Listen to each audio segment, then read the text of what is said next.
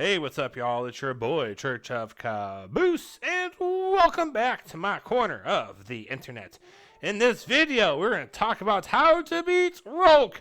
Yes, the final raid video for Vow of the Disciple, because Rhulk is the final big bad baddie of this raid, as well as the challenge for looping catalyst. So that's going to be this video. Unlike the other ones, I'm going to tell you how to do the catalyst first, because if that's why you signed in here, well then we'll get this over with so you can hop on out and beat it. To do looping catalyst, the challenge, all you gotta do is not lose leeching force in the section leading up to the boss fight.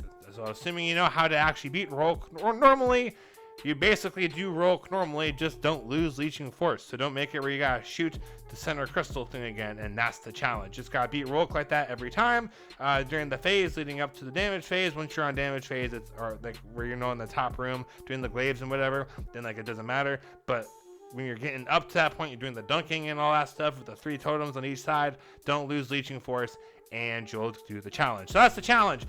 For the actual raid encounter itself, it gets kind of tricky. So if you only wanted the challenge, go ahead, shut this video off, because the rest of it is not going to be helpful if you already know how to beat the boss. But make sure you guys like my video, as well as subscribe and comment down below. Also, an artist of mine made the thumbnail, Plur Plays. Hope you guys like it. Let me know if you do. That'd be fantastic. All right, for how to beat Rhulk, it gets really interesting. To start the encounter, you're gonna have someone run up, just go forward, and it'll get pretty obvious. So it'll start, like you'll see all the obvious signs where it's like, hey, respawns limited, that kind of thing.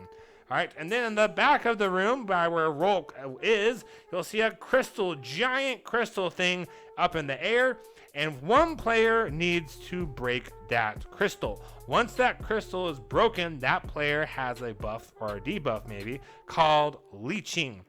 That leeching is similar to the opening encounter where we you gotta pick up like the knowledge stuff. It's kind of a similar idea. You gotta upgrade the leeching to emanating, and when you have emanating, you can dunk on the columns. Dunk a total of 6 columns, and then you can get to damage phase. So how do we get through all of that stuff? All right, so you get the leeching, one person gets it, then you have to pass it off to 2 other people. Excuse me. Those 2 other people, they're going to shoot these little columns. One's on left, one's on right. They kind of look like glaives up in the air. And we're going to shoot those. And then they're going to get leeching. And it's going to pass off of that first person. All right. And then you're going to have where those 2 people are going to be trading it back and forth.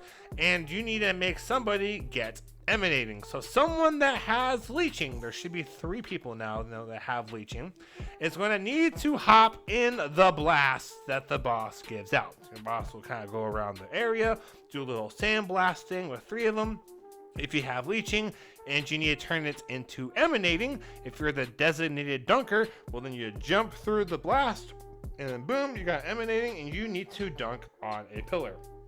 Now, what pillar do you dunk on? Well, during this part, just like before, people that had the relic could see the glyphs, and people that didn't have a relic could see a different set of glyphs. It's the same thing. People that have leeching can see one set of glyphs on the left. People that don't have leeching can see the set of glyphs on the right. You gotta figure out which one is the same one. So, for example, one might see Guardian stop kill. The other one might say Witness kill Black Guardians. Then, kill. All right, cool. So then you look on the 6 pillars that are on the map. Since this was my job, it should be pretty easy, clear to see. There's 3 on the left, 3 on the right. We call them L1, L2, L3, starting with the closest to where the encounter begins. L3 being by the boss, and then R1, R2, R3, same principle. R1 is closest to where you are currently standing. R3 is by the boss. And so you would call out which one has that same symbol. So if it's kill, you look for which pillar has kill. And there'll be 2 pillars that have that symbol, because you can have 2 people dunking the emanating force. If you want to have 2 people doing it, you're going to have 2 people turning their leeching into emanating, and you always need to have a person that can trade that back and forth. Single dunk seems to be the most consistent, and that's just the way I am most comfortable with explaining this. All right, so when you dunk a total of 6 times, then you get to go up and do damage phase. If something gets messed up, you're going to have to start over. Now, to get the symbols to appear, just like before in the third encounter, you're going to have to kill a glyph keeper, one on the left, one on the right. Same deal, taken dude on the left, Captain Scorny dude on the right, and then that is the getting up to the phase. There's going to be ads, abominations, that kind of thing. Once you get 6 dunks, then you can go up and do boss damage. For the actual boss damage, you have some more stuff to do before the actual boss can be damaged. Namely, make sure that, the boss is going to rotate around. It's kind of a cool boss. He walks, kicks, the dude never skips leg day, and it's really obvious. He squats like 2 trains. It's fantastic.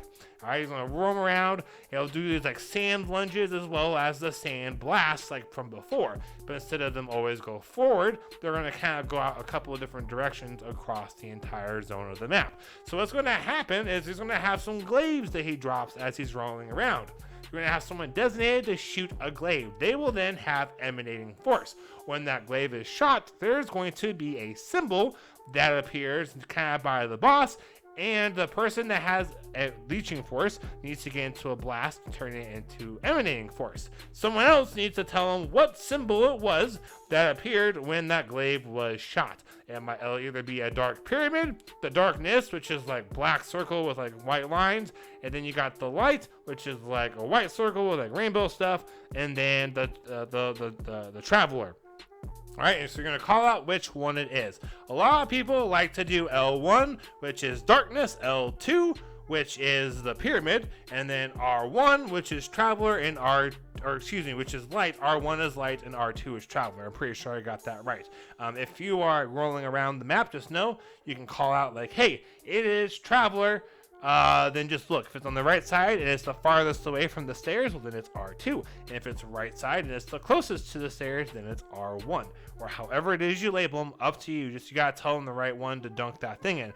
Once that person dunks their emanating force into the right pillar, then the boss will kind of get a little stunned, like oof, like someone punched him in the gut, and a crit spot's gonna appear first on the shoulder, and then as you work through them, they'll appear shoulder, thigh. All right, and you have to destroy all the crit spots. If you don't, then you will not get to do damage. So you have to get emanating force, dunk on the right pillar, destroy the crit spot. Once all 4 have been destroyed, so 4 dunks, 4 things destroyed, then you can do damage. Divinity is great.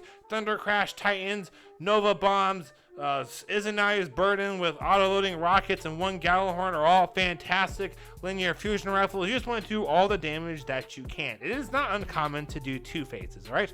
Just note, for the final phase, you'll see that little final, like, last stand thing on the bar, is there's going to be a brief period where you can't damage. So if you get to that final stand, I would maybe just switch to kinetics, just kind of tap them until you see the damage numbers come up, and then let them have it. It's also a common strategy for the phase where you think you'll get the boss to the final stand to hold on to supers, so that way you can basically guarantee he's going to be killed. And then you kill them, congratulations, you got a clear. Maybe you get lucky and the raid exotic drops. Who knows? Hopefully this video helped you guys out with how this works and kind of seeing it. Once you start doing it, it's not as hard as it sounds. I know it's a lot of stuff to put out there.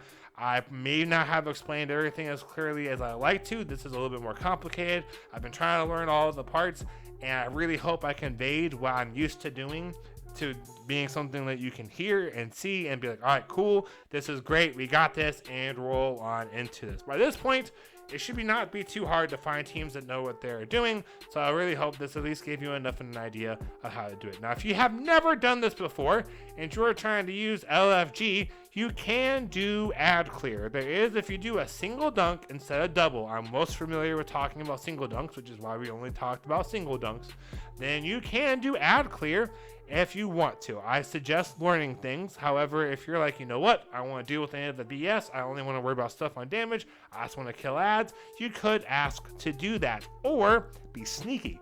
Don't volunteer and take a role, and then when everyone's got one, and then they might be like, hey, whoever's left, just ad clear, and then you just go, okay, cool, got it.